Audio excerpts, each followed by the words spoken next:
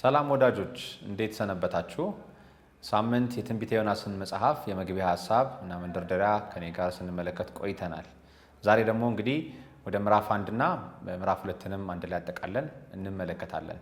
የምዕራፍ 1 መጽሐፍ የምዕራፍ 1 ክፍል ሰፋ ያለ ሐሳብ ቢኖረው ምዕራፍ 2 ግን አጠር ያለ ሐሳብ ያለውና በጭብጡም ደግሞ በይዘቱም አጠር ያለ መልእክቱም አንድ የሆነ ስለሆነ ሁለቱን አንድ ላይ አጠቃለን የምንመለከት ይሆናል።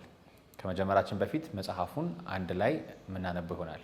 ማነበው የድሮ መደበኛውን ትርጉም ስለሆነ አብራችሁኝ ታነባላችሁ። ትንቢተ ዮናስ ምዕራፍ 1 ከቁጥር 1 ጀምሮ እንዲህ ይላል። ከኔ ጋር እናነበዋለን። የእግዚአብሔርም ቃል ወደ አማቴ ልጅ ወደ ዮናስ እንዲህ ሲል መጣ። ተነስተህ ወደዚያች ወደ ታላቂቱ ከተማ ወደ ነነዌ ሂድ፣ ክፋታቸውም ወደ ፊቴ ወጥቷልና በእርሷ ላይ ስበክ። ዮናስ ግን ከእግዚአብሔር ፊት ወደ ተርሴስ ይኮበልል ዘንድ ተነሳ። ወደ ኢዮጴም ወረደ። ወደ ተርሴስም የምታልፍ መርከብ አገኘ። ከእግዚአብሔርም ፊት ኮብልሎ ከእነርሱ ጋር ወደ ተርሴስ ይሄድ ዘንድ ዋጋ ሰጥቶ ወደ እርሷ ገባ። እግዚአብሔርም በባህሩ ላይ ታላቅ ነፋስን አመጣ፣ በባህርም ላይ ታላቅ ማዕበል ሆነ። መርከቢቱ ልትሰበር ቀረበች። መርከበኞቹም ፈሩ፣ እያንዳንዱም ወደ አምላኩ ጮኸ። መርከቢቱም እንድትቀልላቸው በውስጧ የነበረውን ዕቃ ወደ ባህር ጣሉት። ዮናስ ግን ወደ መርከቡ ውስጠኛ ክፍል ወርዶ ነበር፣ በከባድ እንቅልፍም ተኝቶ ነበር። የመርከቡም አለቃ ወደ እርሱ ቀርቦ ምን ነው ተኝተሃል? እንዳንጠፋ እግዚአብሔር ያሰበን እንደሆነ ተነስተህ አምላክህን ጥራ አለው። እርስ በርሳቸውም ይህ ክፉ ነገር በማን ምክንያት እንዳገኘን እናውቅ ዘንድ ኑ ዕጣ እንጣጣል ተባባሉ። ዕጣም ተጣጣሉ። ዕጣውም በዮናስ ላይ ወደቀ። የዚያን ጊዜም ይህ ክፉ ነገር በማን ምክንያት እንዳገኘን እባክህ ንገረን። ስራህ ምንድን ነው? ከወዴትስ መጣ? አገርህስ ወዴት ነው? ወይስ ከማን ወገን ነህ አሉት። እርሱም እኔ ዕብራዊ ነኝ፣ ባህሩንና የብሱን የፈጠረውን የሰማይን አምላክ እግዚአብሔርን አመልካለሁ አላቸው። እነዚያም ሰዎች ከእግዚአብሔር ፊት እንደኮበለለ እርሱ ስለነገራቸው አውቀዋልና እጅግ ፈርተው ይህ ያደረግከው ምንድን ነው አሉት። ባህሩንም ሞገዱ አጥብቆ ያናውጠው ነበርና ባህሩ ከእኛ ዘንድ ጸጥ እንዲል ምን እናድርግብህ አሉት። እርሱም ይህ ታላቅ ማዕበል በእኔ ምክንያት እንዳገኛችሁ አውቃለሁና አንስታችሁ ወደ ባህሩ ጣሉኝ፣ ባህሩም ጸጥ ይልላችኋል አላቸው። ሰዎቹ ግን ወደ ምድሩ ሊመልሱ አጥብቀው ቀዘፉ። ዳሩ ግን ባህሩ እጅግ አብዝቶ ይናወጥባቸው ነበርና አልቻሉም። ስለዚህ ወደ እግዚአብሔር ጮኸው፣ አቤቱ እንደወደደ አድርገሃልና እንለምንሃለን። አቤቱ ስለዚህ ሰው ነፍስ እንዳንጠፋ ንጹሕም ደም በእኛ ላይ እንዳታደርግ እንለምንሃለን አሉ። ዮናስንም ወስደው ወደ ባህሩ ጣሉት። ባህሩም ከመናወጡ ጸጥ አለ። ሰዎችም እግዚአብሔርን እጅግ ፈሩ፣ ለእግዚአብሔር መስዋዕትን አቀረቡ፣ ስእለትንም ተሳሉ ይላል። በምዕራፍ 1 ውስጥ የምንመለከተው ሁነት ብዙ ነው። ድርጊት ይጀምራል። ባለፈው ሳምንት እንዳልኳቸው ምዕራፉ በጀመረበት የመጀመሪያዎቹ ቅጽበት ውስጥ እግዚአብሔር ላኪ ሲሆን፣ ተላኪ ዮናስ ደግሞ ከእግዚአብሔር ሲሸሽ ነው የምንመለከተው። እንግዲህ በመጽሐፉ የመጀመሪያ ቁጥር ውስጥ የምንመለከተው እግዚአብሔር የአማቴ ልጅ የሆነውን ዮናስን ተነስተ ወደ ታላቂቱ ከተማ ወደ ነነዌ ሂድ ይለዋል። እግዚአብሔር የላከው ባለፈው ሳምንት እንዳየነው ወደ ነነዌ፣ ወደ አሕዛብ ወደ ሆኑት ከእስራኤል ጋር ጠላትነት ወዳላቸው ከእስራኤል ሕዝብ ጋር የውጊያና የቁርሾ ታሪክ ካላቸው ሕዝቦች ጋር እንደላከ ዮናስ ውስጥ ከሚገኝ አገራዊ ስሜትነት ለሕዝቡ የማሰብ ስሜት የተነሳ ደግሞ ምሕረት የሆነላቸው ዘንድ ድነት የሆነላቸው ዘንድ እንዳልወደደ ደግሞ ተመልክተን ነበረ። በዚህም ምክንያት እግዚአብሔር ከላከው ሀሳብ እግዚአብሔር ከሰጠው ሚሽናል ተልእኮ በፍጥነት ሲሸሽ እንመለከታለን። ምዕራፍ 1 ላይ እግዚአብሔር ትእዛዝን ከሰጠው በኋላ ምዕራፍ 2 ላይ የሚሄድበትን ከተማ ከነገረው በኋላ ምዕራፍ 3 ላይ ድርጊት ደግሞ ምናያለን። ከዮናስ የሽታን ቃል የእምቢታን ቃል ሳይሆን ከእግዚአብሔር መኮብለን እንመለከታለን። መኮብለንን የመረጠበትን ምክንያት በምዕራፍ 2 ውስጥ እናገኛለን። በምዕራፍ 1 ውስጥም ደግሞ እሱ የሚያመልከው አምላክ ምን አይነት አምላክ እንደሆነም ሲዘረዝርላቸው የምንመለከተው ይሆናል። ስለዚህ እንግዲህ እግዚአብሔር የላከው ወደ ምስራቅ ነው፣ እሱ ሄደው ወደ ምዕራብ ነው። እንግዲህ ባለፈው ሳምንት እንደጠቀስኩት በአብዛኛው የብሉይ ኪዳን መጽሐፍት ነቢያት ታሪክ ውስጥ እንደምንመለከተው ከሰሜናዊ ወደ ደቡባዊ ወይም ደግሞ ከደቡባዊ ወደ ሰሜናዊ ክፍሎች የተላኩባቸውን ታሪክ ሲሆን ለየት ባለ መንገድ ይህ ዮናስ የተባለ ነቢይ ከምዕራባዊው እሱ ያለበት ክፍል ወደ ምስራቃዊው የነነዌ ሕዝቦች እንደተላከ እንመለከታለን። እሱ ግን ደግሞ በዚሁ ክፍል ላይ ከተላከበት አቅጣጫ በተቃረነ መንገድ ወደ ተርሴስ ለመኮብለል ሲሞክር እንመለከታለን። እዛም ያገኘውን መርከብ ተጠቅሞ ከእግዚአብሔር ሐሳብ ኮብልሎ ዋጋ ከፍሎ ይላል። በጣም ይገርመኛል። መጽሐፍ ቅዱሳችንን እንደምናውቀው እያንዳንዱን ቃል በጥንቃቄ እንደሚቀመጥ ሆን ተብሎ ኢንቴንሽናሊ እንደሚቀመጡ ቃሎች እናውቃለን። መንፈስ ቅዱስ እየመራቸው የጻፉ ስለሆኑ ጸሐፊዎቹ ዛሬ ለእኛ ዘመን ለምናነብ በራሳችን ቋንቋና በራሳችን መንገድ ለተጻፈልን ለዚህ መጽሐፍ አንደርስታንድ የምናደርግበት መንገድ ግልጽ እንዲሆንልን እያንዳንዱ ቃላት በጥንቃቄ ተቀምጧል።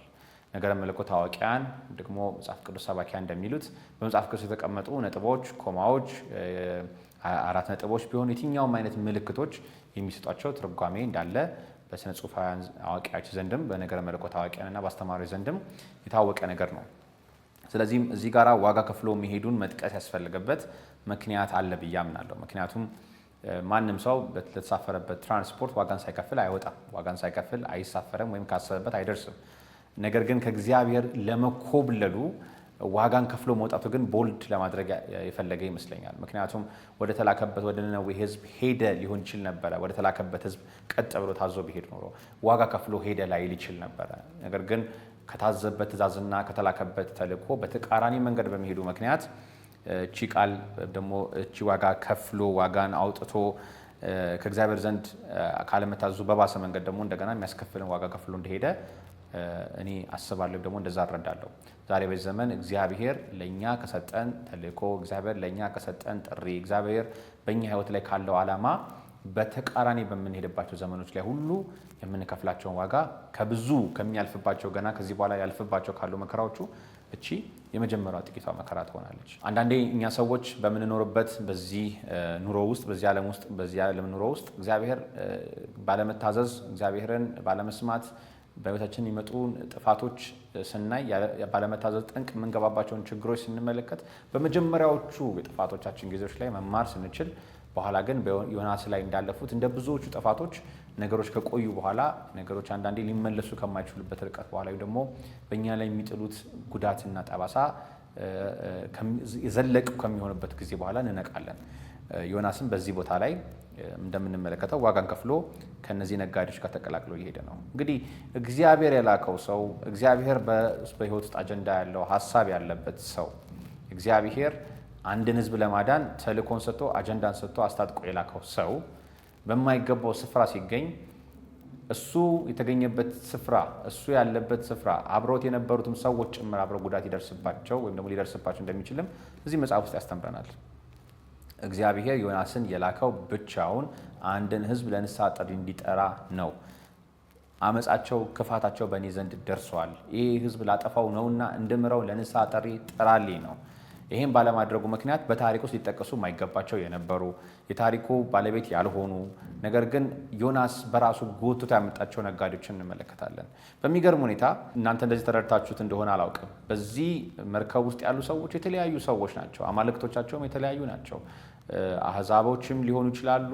ነገር ግን እግዚአብሔርን ሁሉም የሚከተሉ ግን አልነበሩም። ምክንያቱም ማዕበሉ በመጣ ጊዜ፣ ችግሩ በመጣ ጊዜ ሁሉም ወደ አምላካቸው ይጮሁ ነበር። በገባቸው መንገድ እናመልከዋለን ወደሚሉት አምላክ ነበር የሄዱት፣ ወይም ደግሞ ጸሎትና ልመናን ሲያደርሱ የነበረው። ጥረታቸውም ስጋዊና ምድራዊ ነበረ። እንደማንኛውም መርከበኛ እንደማንኛውም ብዙ ጊዜ መርከብን እንደሄደ በመርከብ እየተመላለሰ እንደሚነግድ ነጋዴ ከመርከቡ ጋር ካላቸው ተግባቦትና ልምድ አንጻር ይህን ጭነት ብንቀንስ እንዲና እንዲህ ብናደርግ ጭነታችን ቢቀልልን ማዕበሉ ይረጋጋል ብለው ያስባሉ። ምክንያቱም እነሱም ያመልኩት አምላክ እውነተኛ የሆነውን አምላክ እግዚአብሔርን ባለመሆኑ ምክንያትና የባህሩም የምድሩም የፍጥረቱ ሁሉ የመላ ዓለሙ አዛዥ የሆነን ስላልሆነ ሜካኒካል ናቸው። ወይም ደግሞ ቴክኒካል ነገሮችን ለማስተካከል ሲጥሩና መፍትሄ ወደሆነ ወደ እግዚአብሔር እንዳልጮሁ በዚህ ታሪክ ውስጥ እንመለከታለን። በታሪክ ውስጥ ጎትቶ ያመጣቸው የሚመስለው ወደ ታሪክ ውስጥ ዮናስን ቢመስል አጋጣሚ የሚመስል ነገር በመጽሐፍ ቅዱስ ውስጥ የለምና ከነዚህ ሰዎች ሕይወት የምንማረውም ነገር አንዱ ይህ ሊሆንን ይችላል ማለት ነው። እና በኋላ ላይ ደግሞ በገባቸው መንገድ አሁንም ይህ የሆነብን ምክንያት ምንድን ነው እያሉ እርስ በርስ ይነጋገራሉ። ዮናስ እያወቀን የተኛው ወይስ ደግሞ ሳያውቅ የተኛው? ይገርመኛል። እኒህ ሰዎች ሲረበሹ፣ ሲናወጡ፣ ጭነት ሲቀንሱ፣ እርስ በርሳቸው ይሄ መከራ በምን ችግር ምክንያት መጣብን እያሉ ሲማከሩ እሱ በመርከቡ የታችኛው ክፍል ሆኖ ተኝቷል። ወይም ደግሞ ለነገሩ ያለውን ቸልተኝነትም ደግሞ ልከኝነት አሳይቷል። በኋላ ላይ ይሄንን ሰው ቀስቅሰው ልንጠፋ ነው ወደ አምላክ ጩህ ብለው ሲጠሩት እንመለከታለን። አድነን አይደለም አንተም ወደ አምላክ ጩህ እኛም ወደ አምላካችን እንጮሃለን ነው። ዮናስ ያውቃል በመርከብ ውስጥ ያለ ለነሱ እንከን የሆነ ጠንቅ የሆነ ለመጥፋታቸው ምክንያት ሊሆን ያለ ሰው መሆኑን ያውቃል። ምክንያቱም ላኪው የላከው እሱ ደግሞ ያልተላከበትን ያልታዘዘበትን ምክንያት ስለሚረዳ ይህን በፍጥነት በመረዳት ራሱን ተጠያቂ ሲያደርግ እንመለከታለን። በምዕራፍ 1 የመጀመሪያዎቹ ቁጥሮች ላይ እግዚአብሔርን ባለመታዘዝ ከእግዚአብሔር በመሸሽ ያጠፋውን ጥፋት ቢያንስ እዚህ ጋር ነጋዴዎቹ ሊመጣባቸው ያለውን ጥፋት በማስተው ራሱን እዚህ ጋራ ሲገልጥና መስዋዕት ሲያደርግን እንመለከታለን። ባለፈው ሳምንትም ለዚህ ነው አንዳንድ ባህሪዎቹ የዋህነቱን ያሳያሉ። ከስሙም ተርጓሚ አንጻር ስንነሳ ርግብ ማለት የዋህ ማለት ስለሆነ ዮናስ እንዲህ አይነት ካራክተሮቹም ያስደንቃሉ ወይም ደግሞ ያስገርማሉ። ከእግዚአብሔር መሸሽ ትላንትና ከአንድ ወዳጄ ጋር ሳወራ ነበርና የዋህነቱማ ነው ከታላቁ እግዚአብሔር እንዲህ ከተረዳው እግዚአብሔር ለመሸሽ ለመራቅ ከእግዚአብሔር ለመሰወር ለመደበቅ መሞከሩ ሲለኝ ነበርና ከትልቁ እግዚአብሔር ለመሸሽ መሞከሩን ስለሚያውቅ ይሄንን ያመጣበትም ይሄ እግዚአብሔር እንደሆነ ስለሚያውቅ ራሱን ሲገልጥ እንመለከታለን። በሚገርም ሁኔታ ግን በዚህ ምዕራፍ 1 ውስጥ ደግሞ የምንመለከተው ይሄ ነገር ከሆነ ይሄ ነገር ከተፈጸመ በኋላ ይሄ ነገር በምን ምክንያት ሆነብን ሲሉት እንዲህ ይላቸዋል። የሚያስደንቅ ቃል ነው። እኔ ዕብራዊ ነኝ፣ ባህሩንና የብሱን የፈጠረውን የሰማይ አምላክ እግዚአብሔርን አመልካለሁ አላቸው። ቁጥሩ መቀጠል እንችላለን። ነገር ግን በዚህ ሀሳብ ውስጥ ልናገርና ሀሳቦችን እየጠቀለልኩ እመጣለሁ። ምዕራፍ 1 ላይ ለምንድን ነው እኔ ዕብራዊ ነኝ ሰማይና ምድሩን የፈጠረ መላ ዓለሙ የሚታዘዝለትን አምላክ ነው የማመልከው የሚላቸው? በብሉይ ኪዳን እንደምናውቀው ከዘፍጥረት 12 ላይ እግዚአብሔር አብርሃም የሚባልን ሰው ጠርቶ አብርሃም ብሎት የብዙዎች አባት አድርግሃለሁ፣ የሚባርኩህን ባርክሃለሁ፣ የሚረግመውን ረግምሃለሁ፣ የምድር ወገኖች ሁሉ የምድር ነገዶች ሁሉ በአንተ አማካኝነት ተባረክናል ተብሎ የተጠራ እስራኤል በአብርሃም የተጀመረ የቃል ኪዳን ዘር የተፈጠረበት የተሰራበት ዓላማ በብሉይ ኪዳን ውስጥ ታሪኮች በከፍታና ዝቅታዎች ውስጥ ሁሉ እግዚአብሔር አምላክን እውነተኛ የሆነው የእስራኤልን አምላክ እግዚአብሔርን ለምድር ሁሉ የማስተዋወቅ ፕሮሞት የማድረግ እሱን ሪፍሌክት የማድረግ ደግሞ ተልኳይ ሚሽናል ስራን የመስራት ጥሪ ነበራት እስራኤል በከፍታዋም ጊዜ በውድቀቷም ጊዜ በግዞቶቿም በጦርነቶቿም በድሎቿም በውድቀቶቿም ውስጥ እግዚአብሔርን እውነተኛ የሆነ አምላክ ስታሳይ ነው የኖረችው። አሕዛብ የሚፈሩ የሚንቀጠቀጡለት ይሄን የእግዚአብሔርን የእስራኤልን አምላክ እግዚአብሔርን ነበር። በታሪክ እውነት አጋጣሚ በሚመስል ሁኔታ አጋጣሚ በሚመስል መሸሽ፣ ነገር ግን በገባበት ጥፋት ውስጥም እግዚአብሔርን ፕሮሞት አድርጓል። ወዶትም ይሁን ሳይወድ ባለፈው ሳምንት ስናነሳ ከኢየሱስ ክርስቶስ ጋር ያለውን ተመሳስሎች ሁሉ አንስተን ስናጠቃል በነበረው ሀሳብ ላይ ፈልጎትም ይሁን ሳይፈልገው ተመሳስሎች ነበረ። የታሪክ አንድነት ነበረ። የአጋጣሚዎች የድርጊቶች አንድነት ነበረ። ስለዚህ ዮናስን በዚህ ውስጥ ደግሞ እውነተኛ የሆነውን እግዚአብሔር እንደሚያመልክና እሱ የላከው መልእክተኛ እንደሆነና እሱን ባለመታዘዝ ምክንያት የመጣ ወጀብ ማዕበል እንደሆነ ይነግራቸዋል። ሰዎቹ እግዚአብሔርን አምላኪ ባለመሆናቸው ምክንያት ሜካኒካል ሆነው ቴክኒካል ሆነው ጭነት ለመቀነስና የተለያየ አይነት የጭነቱን ቀንሶ ወጀቡን እና ባህሩን አልፎ ለመሻገር ሲያደርጉ የነበረውን ጥረት እንደማይሆንና መፍትሄው እሱን ራሱ አሳልፎ ሰጥቶ ወደ ባህር መጨመር እንደሆነ ይነግራቸዋል። እነሱ በገባቸው መንገድም እጣ ተጣጥለው እጣውም ያው እሱ ላይ እንደወደቀና እጣውም ወደ እሱ እንደፈረደ ያሳያል። አጋጣሚው የሚገርም ነው። እጣ መጣላጣልም ማሰባቸው እጣውም ደግሞ በትክክልም በሱ ላይ ኃጢአተኛው በዛች መርከብ ውስጥ የመናወጡ ምክንያት እሱ መሆኑን መገለጡም እጅግ የሚገርም ሁኔታ ነው። እግዚአብሔር ለነዛ ሰዎች ያለውን ምሕረት ያሳያል። ባላጠፉት ጥፋት ሊሆንባቸው ሊመጣባቸው ያለን ጥፋት መልሰው ሲድኑበት እነሱ በፈጠሩት የሆነ ቴክኒካል መንገድ ቢመስልም ነገር ግን የነገሩ ባለቤት የሆነው ዮናስ ነውና እኔ የምፈልገው እናንተን አይደለም ይሄን ሰው ነው መልእክተኛዬ ነው እሱን ፈልጋለሁ ሲል እንመለከታለን። ዮናስም ወደ ባህር ጨምሩኝ ብሎ ሲል እንመለከታለን። ምናልባት ባለፈው ሳምንት እንደጠቀስኩት ራሱን ለማሸሽ አሁንም መልሶ ከእግዚአብሔር ለመጥፋት ራሱን ለማጥፋት ይመስላል። በባህር ላይ እራመዳለሁ፣ አሳ ነባሪ ይቀበለኛል ወይ እግዚአብሔር እጆቹን ዘርግቶ በመላእክቱ አውጥቶ ያድነኛል የሚል ሀሳብ ሊኖረው አይችልም። የመጥፋት የመሸሽ ሀሳብ ስለሆነ ያለው በኋላም በምንመለከተው በምዕራፍ 4 ምናልባት በሚቀጥለው ሳምንታቶች ላይ በምዕራፍ 4 ላይ እኔን አጥፋኝ ሞት ይሻላልም ሲል እንመለከታለን። ከራሱ በላይ ለሕዝቡ በጣም ግድ ያለውና በሰዓቱ ወደ ነነዌ የሚባሉ ሕዝቦች ሄዶ የንስሐን ጥሪና የመመለስን ጥሪ ላለመስበክ የቆረጠ ሰው እንደሆነ በዚህ ሀሳብ ላይ እንረዳለን። እና ባህርና ሞገዱን ግን አጥብቆ እግዚአብሔር ያናውጠው ነበረ። ከዛ በኋላ ግን ጸጥ እንዲል በሰጣቸው መፍትሄ ዮናስ ራሱ ባቀረበላቸው ደግሞ እሱ ፕሮፖዝ ባደረገው የመፍትሄ ሀሳብ ምክንያት የዚህ ሰው ደንበኛ እጅ የለም ብለው ወደ ባህር ሲጨምሩት ባህሩ ከመናወጡ ጸጥ አለ ይላል። የነገሩ ምክንያት የችግሩ ምክንያት ያለመታዘዝ ጠንቅ ምክንያት የሆነ ዮናስ ከዛች መርከብ ላይ ሲሄድ መርከቡት ውስጥ የነበሩ ነጋዴዎችና ንብረታቸው ብቻ አይደለም፣ ምድር ላይ ባህሩ ላይ የነበረው ውሃ መናወጥ፣ ንፋስ ሁሉ ነው ጸጥ ያለው። ከዛ በጣም የሚደንቅ ነገር እናያለን በምዕራፍ 1 የመጨረሻው ቁጥር ላይ በቁጥር 26 ላይ ላነበውና እንጨርሳለን ሀሳባችን። ሰዎችም እግዚአብሔርን እጅግ ፈሩ፣ ለእግዚአብሔር መስዋዕትን አቀረቡ፣ ስለትንም ተሳሉ ይላል። እንግዲህ እግዚአብሔርን ከጥቂት ደቂቃዎች በፊት እግዚአብሔርን አምላኪ ያልነበሩ በየራሳቸው ፊና በየራሳቸው በገባቸው መንገድ ወደ አማልክቶቻቸው ሲጮሁና አማልክቶቻቸውን ሲማጸኑ ምሕረት እንዲሆንላቸው ሲለምኑ የነበሩ ሰዎች እዚህ ጋር ግን እውነተኛ የሆነ እስራኤል አምላክ እግዚአብሔርን የምርም ሊክዱት በማይችሉት መንገድ ታይቶ ተገልጦ የሰራውን ስራ ሲመለከቱ እግዚአብሔር እንዲፈሩ ለሱ መስዋዕት እንዲያቀርቡ ለሱ ስግደትና ስለት እንዲሳሉ ሲያደርግ ደግሞ እግዚአብሔር እንመለከታለን። በታሪክ ውስጥ እጅግ አጋጣሚ በሚመስል ፍላሽ ባደረገ ወይም ደግሞ እንደ ጥቂት ነጸብራቅ ወይም ደግሞ ስፓርክ እንዳደረገ የታሪክ ብልጭታ የገቡ ሰዎች ቢመስሉም ነገር ግን ሆኖ ያለፈ በእነዚህ ሰዎች ሕይወት ውስጥ ደግሞ ተፈጽሞ ያለፈን ደግሞ በጣም ጥቂት የምትመስል ነገር ግን ትልቅ መልእክት ያላትን ሀሳብ በምዕራፍ 1 ውስጥ እንዳጠቃላይ እንመለከታለን ማለት ነው። እንግዲህ ቀደም ብዬ እንደነገርኳችሁ በዛሬ ዕለት ምዕራፍ 1ንም ምዕራፍ 2ንም አንድ ላይ አይተን እንጨርሳለን። በምዕራፍ 1 እንግዲህ እንደተመለከትነው የዮናስ አለመታዘዝን እግዚአብሔር ሲልከው ከእግዚአብሔር ሀሳብ የመሸሽን ወደ ነነዌ ሲላክ ወደ ተርሲስ ለመሄድ የመሞከርን ዋጋ ከፍሎ በተሳፈረበት መሳፈሪያ ጀልባ ውስጥ ስለመጣበት ጣጣ በተሳፋሪዎቹ ላይ አብሮት በተጓዙ ተጓዦች ላይ የመጣውን ኮንሲኩዌንስ የሱ የነበረን ጥፋት በእነሱ ሊያመጣ የነበረውንም አጃብሏቸው ወይም ከነሱ ጋር አዳምሮ ሊያመጣቸው የነበሩ ጥፋቶችን ጭምር ተመልክተናል በምዕራፍ 1 ላይ።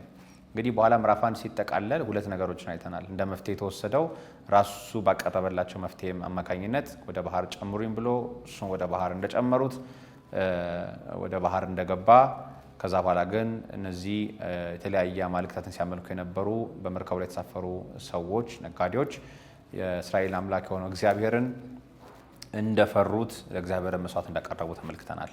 ምዕራፍ 2 ላይ የታሪኩ ቀጣይ ሀሳብ እንመለከታለን። እንግዲህ ባለፈው ሳምንትም እንዳልኳችሁ መጽሐፉ በአራት ምዕራፎች የተከፈለ ነገር ግን እጅግ ጥቂት ቁጥሮች ያሉትና እንደ አንድ ወጥ ምዕራፍ አንድ ምዕራፍ ብቻ ያለው ወጥ መጽሐፍ አድርገን ብንቆጥረውም ታሪኩ አብሮ ተሰናስሎ መሄድና በእጅጉን ለመረዳትና ፍሎውን ጠብቆ መሄድ የሚችል እጅግ ግልጽ የሆነ መጽሐፍ ነው።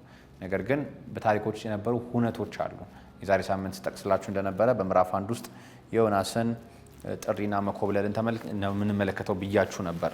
በምዕራፍ 2 ውስጥ ደግሞ የዮናስን ጸሎት፣ የዮናስን ንስሐ፣ የዮናስን ዝማሬ ደግሞ እንመለከታለን ዛሬና ስለገጠመው ሁነትም እናያለን። በቀጣይ ሳምንታት ደግሞ ምዕራፍ 3 እና ምዕራፍ 4 ውስጥ ደግሞ የዮናስ ወደ ነነዌ ህዝቦች መሄድን በምዕራፍ 3 በምዕራፍ 4 ደግሞ የዮናስ ቁጣ፣ የዮናስ መመረርን፣ የእግዚአብሔርን ደግሞ የፍቅርና የመውደድን ልብ ደግሞ የምንመለከት ይሆናል። ምዕራፍ 2ን በማንበብ ከኔ ጋር በማንበብ ወደ ሀሳቦቹ ደግሞ እንገባለን። ምዕራፍ 2 ከቁጥር 1 ጀምሮ እንዲህ ይላል። እግዚአብሔርም ዮናስን የሚውጥ ታላቅ አሳ አሰናዳ። ዮናስም 3 ቀንና 3 ሌሊት በአሳ ሆድ ውስጥ ነበረ። ዮናስም በአሳ ሆድ ውስጥ ሆኖ ወደ አምላኩ ወደ እግዚአብሔር ጸለየ፣ እንዲህም አለ። በመከራዬ ሳለሁ ወደ አምላኬ ወደ እግዚአብሔር ጮህ፣ እርሱም ሰማኝ። በሲኦል ሆድ ውስጥ ሆኜ ጮህ፣ ቃሌንም አዳመጠ። ወደ ጥልቁ ወደ ባህር ውስጥ ጣልኸኝ፣ ፈሳሾችን በዙሪያዬ ነበሩ። ማዕበልና ሞገድህ ሁሉ በላዬ አለፉ።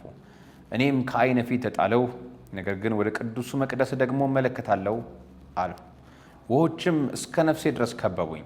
ጥልቁ ባህር በዙሪያዬ ነበረ፣ የባህሩ ሳር በራሴ ተጠምጥሞ ነበር። ወደ ተራሮች መሠረት ወረድሁ፣ በምድርና በመወርወሪያዎቿም ለዘላለም ተዘጋው። አንተ ግን አቤቱ አምላኬ ሕይወቴን ከጉድጓዱ አወጣ። ነፍሴ በዛለችብኝ ጊዜ እግዚአብሔርን አሰብኩት። ጸሎቴም ወደ አንተ ወደ ቅዱስ መቅደስ ገባች። ከንቱነትንና ሐሰትን የሚጠብቁ ምሕረታቸውን ትተዋል። እኔ ግን በምስጋና ቃል እሰዋልሃለሁ፣ የተሳልሁትንም እከፍላለሁ። ደህንነት ከእግዚአብሔር ዘንድ ነው፣ እግዚአብሔርም አሳውን አዘዘው፣ እርሱም ዮናስን በየብስ ላይ ተፋው ይላል። እንግዲህ ባለፈውም ሳምንት ላይ ተጠቅስላችሁ እንደነበረ በምዕራፍ 2 የምናየው የዮናስን ጸሎት ዝማሬ ነው። ነገር ግን ይህን ስላችሁ ከምዕራፍ 2 ላይ ከቁጥር 1 እስከ 2 ላይ ዮናስ በምዕራፍ 1 ውስጥ ወደ ባህር ከተጨመረ በኋላ ምን እንዳገኘው ነው የምንመለከተው። በፍጥነት የምንመለከተው እሱ ነው። ከዛ በኋላ ግን ከቁጥር 3 ጀምሮ እስከ 9 ድረስ ግን እስከ 10 ድረስ ግን የዮናስን ጸሎት፣ የዮናስን ዝማሬ፣ የዮናስን የንስሐ የሚመስል አይነት ጸሎት፣ የእግዚአብሔርን ማዳን አዳኝነት፣ የእግዚአብሔር ታዳጊነትን ያለፈበትን መከራና እግዚአብሔር የዘረጋለትን የምሕረት እጆች ደግሞ የሚያነሳበት ሀሳብ እንመለከታለን። ባለፈው ሳምንት ላይ ጠቅሼላችሁ በመግቢያው ሀሳብ ላይ እንደነበረው የመጽሐፉን ጸሐፊ እሱ እንደነበር የሚያምኑ ጥቂት ነገረ መለኮት አዋቂያን ወይም ደግሞ ጸሐፊያኖች ውስጥ አንዱ መነሻቸው ቢያንስ በምዕራፍ 2 ውስጥ ያለው ከቁጥር 3 ከ9 እስከ 10 ድረስ ያለው ዝማሬ የራሱ ነው የሚልን መነሻ በማንሳት ስለዚህ ሌሎችን የጻፎች ሀሳቦች ጽፏል ወደሚል ይሄዳሉ፣ ደግሞ ወደዛ ይመራቸዋል። ነገር ግን እሱ ሳይሆን ዛሬ ሀሳባችን ታሪካዊ ዳራውን መግቢያውን መንደርደሪያውን ሰርተን ስለነበረ በምዕራፍ 2 ውስጥ ደግሞ ምን ተከናወነ? ብዙ ጊዜ ልጅ ሆነንም እንግዲህ ሰንዴ ስኩሎች ላይ ስንማር እንደምታስታውሱት የዮናስ በአሳ ነባሪ ሆድ ውስጥ መግባት መውጣት እንመለከታለን።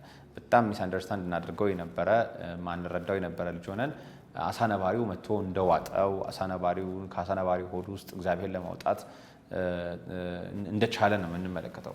ወደ አሳ ነባሪው ሆድ ውስጥ ለመግባቱ ምክንያት የሆነው ዮናስ ራሱ ነው። ጥፋትን ሰርቶ አለመታዘዝን ፈጽሞ እንደሆነ አንማርም። በጣም የሚገርመው ደግሞ ሌላ ልናስተውለው የሚገባን ነገር አሳነባሪው በመኖሪያው ላይ ነው ያለው፣ በባህር ውስጥ ነው ያለው። በሚንቀሳቀሳት ላይ ሊበላው የሚችለውን አንድን ፍጥረት ስላገኘ የዋጣው አይደለም፣ እግዚአብሔር ያዘጋጀለት ነው። እንግዲህ በምዕራፍ 1 ላይ እንደተመለከትነው ባህሩ የሚታዘዝለት፣ ፍጥረቶች የሚታዘዙለት፣ ንፋሳት የሚታዘዙለት እርሱ ነው። በአዲስ ኪዳንም ይሄንን እንመለከታለን አይደለ? የንፋሳት የሚታዘዙለት፣ ፍጥረት ሁሉ የሚታዘዝለት ማን ነው እንደተባለ ኢየሱስ በዚህ በብሉይ ኪዳን ታሪክ በእነዚህ በነጋዴዎች ፊት ዮናስ የመሰከረው እነርሱም በዓይናቸው የተመለከቱና እግዚአብሔር እንዲፈሩ ያደረጋቸው ፍጥረት ወይም ደግሞ ከሰዎች በላይ የሆኑት ጉዛን ፍጥረታት ሁሉ እግዚአብሔር ያደረገውን ነገር ታዘው ሰምተው ሲያደርጉ ነው የምንመለከተው። እዚህ ጋርም ደግሞ እንደምንመለከተው ደግሞ ሕይወት ያለው እጅግ ግዙፍ አውሬ በባህር ውስጥ የሚኖር ትልቅ ሊያጠፋ የሚችል አሳ ነባሪ ትልቅ ቢግ ፊሽ መጥቶ ዮናስን ሲውጥ ሲበላ አይደለም የምንመለከተው። እግዚአብሔር ይሄንን ፍጥረቱ የሆነውን ነገር ለዮናስ መሳፈሪያ ለዮናስ ራስን ማያ አድርጎ እግዚአብሔር ሲያሰናዳለት እንመለከታለን። ቃሉ ደስ ይላል። እግዚአብሔር ዮናስን የሚውጠውን አሳ አሰናዳ ነው የሚለው ባለቤቱ ስለሆነ። ስለዚህ እግዚአብሔር እንደምንመለከተው እዚህ ውስጥ አሁንም በምሕረት እጆቹን የዘረጋው ባለመታዘዙ ምክንያት ፍርድ መጥቶበታል። ፍርዱን ሰዎቹ ሰጥተውታል። ራሱ ነው ጨምሩኝ ያለው። በምዕራፍ 1 ላይ እንደተመለከትነው ሰው ወደ ባህር ውስጥ ጨምረውታል። ነገር ግን እግዚአብሔር አልተወውም ስለ ሁለት ነገር፣ ስለዚህ ሰው ስላለ ምሕረት፣ ነገር ግን ደግሞ ሊሄድባቸው ሊላክልባቸው ስላሉ ህዝቦችም ሲባል በመጀመሪያው መጽሐፉ መግቢያ ሀሳቦች ላይ መተንተኛ ሀሳቦች ላይ ተናግሬ እንደነበረው ባለፈው ሳምንት በዚህ መጽሐፍ ውስጥ አንዱ ሊተላለፍ የተፈለገው ሀሳብ ጀስቲስ እና ሜርሲ ነው ብያለሁ። ምሕረት እና ፍርድ ለሰራው ጥፋት ወደ ባህር ተጨምሯል። ጭንቀት ውስጥ እንደገባ በምዕራፍ 2 ከቁጥር 3 ጀምሮ በሚጸልየው ጸሎትና በሚዘምረው ዝማሬ ውስጥ እንመለከታለን። ነገር ግን እግዚአብሔር ደግሞ የተዘረጋች እጅና ምሕረቱን ደግሞ እንመለከታለን። እግዚአብሔር አሳን አዘጋጀለት። በአሳ ነባሪ ሆድ ውስጥ 3 ቀንና 3 ሌሊት እንዳደረም ወይም ደግሞ እዛ ውስጥ እንደሆነም እንመለከታለን። ባለፈው ሳምንት እንዳልኳችሁ በአሳ ነባሪ ውስጥ 3 ቀንና 3 ሌሊት ማደሩን ለ72 ሰዓት እዛ ውስጥ መቆየቱን በአዲስ ኪዳን ኢየሱስ በማቴዎስ ወንጌል ምዕራፍ 12 እንዲሁም ምዕራፍ 16 ሉቃስ ወንጌል ላይ በተደጋጋሚ በእነዚህ 3 ወንጌላት ክፍሎች ላይ ኢየሱስ እንደተናገረ ከእሱ ጋር ያለውን ተመሳስሎችንም ኢየሱስም በምድር ልብ ውስጥ ለ3 ቀንና ሌሊት ሊዘጋበት ሊሆን እንዳለም ተናግሯል። ስለዚህ ሊትራል ነው ከሚለው ሀሳብ ጋር ያለፈው ሳምንት ወይም ደግሞ ይሄን ቃል ይሄ ሁነት ይሄ ታሪክ በእርግጥም የተፈጸመና የሆነ ታሪክ የሆነ ሁነት ነው በሚለው ዙሪያ ላይ ስንነጋገር ባለፈው ሳምንት ካስታውሳችሁ ይህንን ተናግሬ ነበር። ስለዚህ አሁንም እዚህ ጋር የምናየው ይሄን ሁነት ነው። ያን ባለፈው ሳምንት ያነሳነውን ሀሳብ እዚህ ጋር ባስረገጠ መንገድ ዮናስ ለ3 ቀን በአሳ ነባሪ ሆድ ውስጥ አድሯል ሆኗል። ይሄንን የምናየውን ከቁጥር 3 እስከ 10 ድረስ ያለን ጸሎትና ዝማሬ የንስሐን ጸሎት ወይም ዝማሬ የዘመረውም እዛው አሳ ነባሪ ሆድ ውስጥ ነው ሆኖ ነው። ይህን ስለ አንድ ሀሳብ ልንገራችሁ። አንዳንድ ፊሎዞፈሮች ወይም ኤቲስቶች ክርክርን ያደርጋሉ ከተለያዩ መጽሐፍ ቅዱስ አዋቂዎች ጋር ደግሞ የመጽሐፍ ቅዱስ ስኮላሮች ጋር። ከአንድ ሰው የሰማሁት ንግግር አስደንቆኝ ነው። በክርክር ውስጥ ሳሉ አንዱ ሰው እንዲህ አለ፣ የእናንተ መጽሐፍ እኮ እጅግ የሞኝነት መጽሐፍ ነው። የሰውን ልጅ የሚያህል ፍጥረት ያ ትንሽ የሆነ የሰው ልጅ በአሳ ነባሪ ሆድ ውስጥ ያገኘውን ቀርጥፈው በሚበላ በማያስተርፈው ያገኘውን ሁሉ በመዋጥ በሚታወቀው አሳ ነባሪ ሆድ ውስጥ 3 ቀንና ሌሊት አድሮ እንደገና ትራንስፖርት አድርጎት አሳፍሮት ወደ መልካም ምድር ወደሚመች ቦታ ላይ ተፍቶታል ብላችሁ የምትሉ ናችሁ ይለዋል። እና ሞኝነት በሚመስል ግን በሚደንቅ ሁኔታ እንዲህ ብሎ ይመልስለታል። አንተ ስላላወቅ ነው። የእኛ አምላክ እኮ ለዓላማው ለሚሄድበት መንገድ ለሚሰራው ስራ እጅግ ጨካኝ ነው። ከፈለገ በዮናስ ሆድ ውስጥ አሳ ነባሪውን 3 ቀን ማሳደር ይችላል ይለዋል። እና የምናመልከው አምላክ የምንከተለው አምላክ እንዲህ ለዓላማው የጨከነ አምላክ መሆኑን ካለመረዳት የመጣ ይመስለኛል። ስለዚህ እንዲህ ያሉ ሚስ አንደርስታንዲንጎች የሚፈጠሩት በሰዎች ዘንድ ወይም ደግሞ የእግዚአብሔርን ቃል በእነሱ አንደርስታንዲንግ ወይም ደግሞ በእነሱ ሎጂካል በሆነው መንገድ ለመፍታት የሚሞክሩት እግዚአብሔርን ካለማወቅ እግዚአብሔርን ካለመረዳት የሚመጣ ነው። እግዚአብሔር ሰማይና ምድር መላ ፍጥረቱን ከፈጠረ ባህሩን ሲያናውጥ ነፋሳቱን ሲያዝ ደግሞ እግዚአብሔር ደግሞ ኢሚዲየትሊ ደግሞ ዮናስ ወደ ባህሩ ሲጨመር ምድሩን ጸጥ ሲያደርግ ነፋሳቱን ጸጥ ሲያደርግ ባህሩን ሲያረጋጋ ከመናወጥ ከነበረው ስትሮንግ የሆነ ስቶርም ሲያሳርፋቸው ከታየ እግዚአብሔር አሳ ነባሪን ካሰናዳ ለእግዚአብሔር በአሳ ነባሪ ሆድ ውስጥ 3 ቀን የሰውን ልጅ ማስቀመጥ ሁለቱም የፈጠራቸው ፍጥረቶቹ ናቸው። አሳ ነባሪውም የእርሱ ነው፣ የሰውም ልጅ የእርሱ ነው። እግዚአብሔር እኛን የፈጠረበት ፍጥረት የሰራበት አሰራር እጅግ የሚደንቅ ነው አይደለ? አሳ ነባሪንም ስናስበው ሌሎች ፍጥረቶችን በምድር ላይ ስናይ እግዚአብሔር እንዴት ነው እነዚህ በጣም አንዳንዶቹ ነገሮች ማይክሮ ናቸው፣ በጣም ጥቂት የማይታዩ የሚመስሉ ማይክሮ ኦርጋኒዝምስ አሉ። እነዚህን ሁሉ እግዚአብሔር የፈጠራቸው እነዚህን እግዚአብሔር የሰራቸው እንላለን። እግዚአብሔር እያንዳንዱን ዲቴል ሲሰራ እያንዳንዱን ነገር ዲዛይን ሲያደርግ መጽሐፍ ቅዱሳችን እንደሚል አማካሪ አልነበረው። ከጎኑ ሆኖ እንዲህ ብታደርገው እንዲህ ብትቀልሰው ችኛዋን እንዲህ ብታደርጋት እንዲታመር ነበረ ብሎ ያላለው ነው። እግዚአብሔር ሉዓላዊ ሆነ ሶቨሬን ሆነ ሁሉን የፈጠረና ሁሉን የሰራ ነው። ስለዚህ እኛ እንደ አማኝ እንደ ክርስቲያን ዮናስ 3 ቀን በአሳ ነባሪ ሆድ ውስጥ አልፈዋል ተብለን ስንባል እንዴት ታምናላችሁ ስንባል የምናምነው ያ ሰው እንደመለሰው ነው። አይ እግዚአብሔር ለዓላማውና ለአሰራሩ ጨካኝ ነው። የሰውን ልጅ ሆድ ውስጥም እግዚአብሔር ከፈለገ አሳ ነባሪን ያስቀምጣል። ነገር ግን ሊሆን ያለበት ምክንያት ምንድነው የሚለው ነገር ነው የሚወስነው። አንድን ነገር ሲደረግ በጣም በመሰረታዊነት ልናየው የሚገባ ነገር በነገረ መለኮታውያን አዋቂዎች ዘንድ የምትጠቀስ አንድ ቃል አለች። ይሄ ቃል ለኛ ያለው ኢምፕሊኬሽን፣ ይሄ ቃል፣ ይሄ ትምህርት፣ ይሄ መጽሐፍ ለኛ ያለው ሬሌቫንስ በዚህ ዘመን ላሉ አማኞች በዚህ ዘመን ላለች ቤተክርስቲያን የዚህ ትምህርትና የዚህ መጽሐፍ ሬሌቫንሱ ምንድነው? የዚህ ትምህርት ኢምፕሊኬሽኑ ምንድነው የሚለውን ነገር ማየት በጣም ወሳኝና መሰረታዊ ነገር ነው። ስለዚህ በዚች ሐሳብ ውስጥ የምንመለከተው የእግዚአብሔርን የዓላማ ጨካኝነት፣ እግዚአብሔር ለሰዎች ያለውን ጀስቲስና ሜርሲ ምህረትንና ፍርድን ያሳያል። ዮናስንም ፕሪዘርቭ ስለማድረግ ስለመጠበቅ እንጂ ስለማጥፋት አይደለም። ስለዚህ ከዛ በኋላ ዮናስ ይጸልያል ጸሎትን። በመከራዬ ቀን የሰማኸኝ አንተ ነህ፣ በሲኦል ሆድ ውስጥ ሆኜ ያዳመጥከኝ አንተ ነህ ይላል። እንደውም መጽሐፉን ደጋግማችሁ ስታነቡት በጣም የእግዚአብሔርን ሆድ ለማባባት እግዚአብሔርን ለማሞኘት ይመስላል የሚዘምረው፣ ግን እግዚአብሔርን በትክክል ያውቀዋል። በምዕራፍ 1 ውስጥ ሲታዘዝ ሲሸሽ እግዚአብሔር አዳኝ እንደሆነ ምሕረት ሊያመጣ እንዳለ ለነዌ እግዚአብሔር ስለማዳኑ እርግጠኛ ስለነበረ ነው። ነብይ ነው፣ እግዚአብሔርን የሚያመልክና የሚያገለግል ሰው ነው። ስለዚህ እግዚአብሔርን ባህሪና ስለ እግዚአብሔር ማንነት ያውቃል።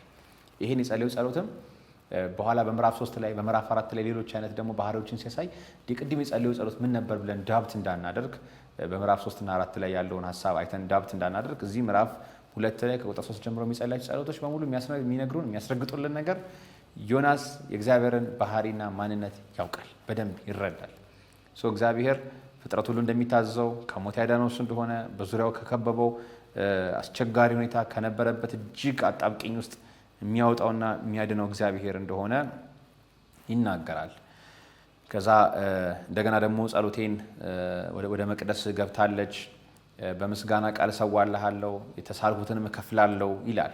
አንዳንዴ የሰው ልጆች በዚህ ምድር ላይ ስንኖር በመከራችን ጊዜ የጸለይናቸውን ጸሎቶች በእግዚአብሔር ፊት የተሳልናቸውን ስለቶች በደስታችን ቀን እግዚአብሔር ያን መከራና ያን ጊዜ ባሳለፈን ጊዜ እናስባቸዋለን ወይ? ምዕራፍ 3 ላይ ምዕራፍ 4 ላይ በቀጣይ ሳምንታት ስንመለከት ዮናስ እውነተኛን ጸሎት የጸለየ በዚህ አይነት ነገር ውስጥ ያለፈ እግዚአብሔርን እንዲህ ባለ መታዘዝ ሊታዘው ቃል የገባለት ሰው ነበርን ብለን እንድንመለከት ያደርገናል። በሱ ውስጥም ደግሞ የራሳችንን ህይወትና የራሳችንን ምልልስ ደግሞ ልንመለከት ያስፈልገናል ማለት ነው። ስለዚህ ምዕራፉ ሲጠቀለል እግዚአብሔር አሳውን አዞ በየብስ ላይ ወይም ደግሞ እንደውም በሌላ ትርጉም ላይ በደህና መሬት ላይ ሲተፋው እንመለከታለን። እግዚአብሔር አሳ ነባሪን ያዘጋጀለት ሰውየውን ዮናስ የተባለውን መልእክተኛውን ፕሬዘርቭ ሊያደርግ ነው።